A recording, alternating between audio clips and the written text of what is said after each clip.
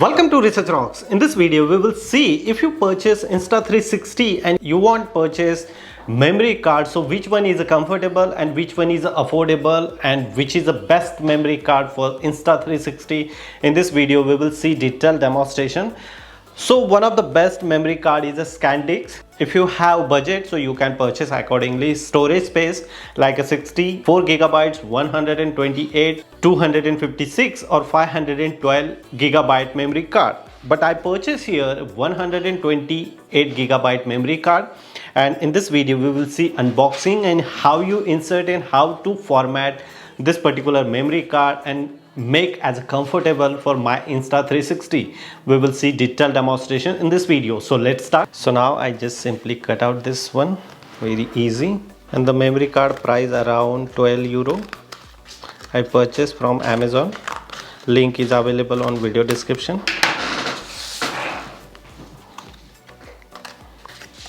Okay, this is memory card 128 gigabyte.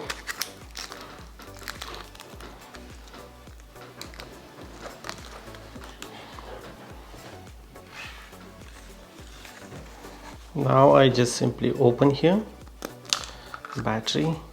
I already use here in 64 gigabytes, but if you are using 64 gigabytes, just you record the video 1 hour only. If you have 128, so you can record the video around 4 hours. Now I start. And always memory card format using your Insta360. That means very easily access and comfortable for this memory card. Now I record the video around 2 hours 14 minutes, but we can go here in the setting. Now check here, where is the memory card?